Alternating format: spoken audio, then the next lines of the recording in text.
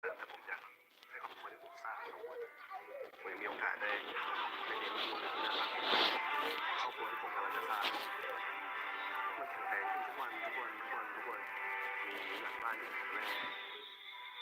มีการน่ารักที่เราผ่านมาเลยแล้วก็ผ่านจุดที่ยากมากในชีวิตเขาก็ให้แนวคิดอะไรกับผมดีๆผมรู้สึกเราสองคนเติบโตพร้อมกันเป็นมนุษย์ที่ดีขึ้นไปพร้อมๆกัน พอค่าเหลือกำไรอย่างละ2,000 กีบได้ขายมือละ100 อย่างเหลือกำไร500 กีบได้ขาย3 อย่างนักลงทุนกำไรอย่างละ100 กีบแต่ได้ขายมือละ100,000 อย่างขายเปียก2 ชั่วโมงก็ได้กำไรมือละ200,000 กีบนักธุรกิจจากคนยืนขายแทนตัวเอง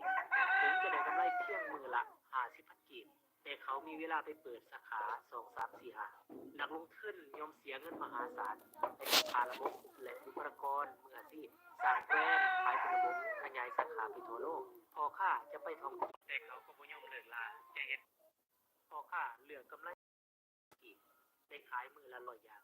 นักธุรกิจเหลือกำไรอย่างละ500 กีบได้ขายมือละ1,000 อย่างนักลงทุนเหลือกำไรอย่างละ100 กีบแต่ได้ขาย100,000 อย่างพอค่ายอมยื่นขายข้าวเปียกละ12เพื่อได้กำไรมือละ200,000 กีบนักธุรกิจย่อมจากคนยืนขายตัวเองถึงจะได้กำไรเพียงมือละ50,000 กีบแต่เขามีเวลาไปเปิดสาขา2 3 4 5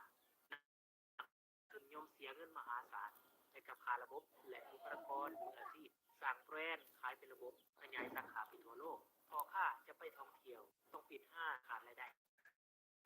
จะไปท่องก็สั่งเวียกผ่านผู้จัดการนักลงทุนถึงจะไปท่องเที่ยวนอนตากอากาศถึงเงินส่วนตัวอยู่กลางทะเลแต่เงินเข้าบัญชีทุกวินาทีพวกเขาหลายคนยังบ่เป็นพ่อค้าบ่เป็นนักธุรกิจและยังห่างไกลกันมีคนอื่นได้ตลอดแต่เขาก็บ่ยอมเลิกลาจะเฮ็ดจังไดสิ่งที่เฮ็ดได้ก็คือทำใจยอมรับความเป็นจริงเมื่อใดที่เฮายอมรับความเป็นจริงได้เมื่อนั้นเขาจะมีความสุขหลายและหันกลับมาพัฒนาตัวเองเจ็บจากความรู้สึกนี้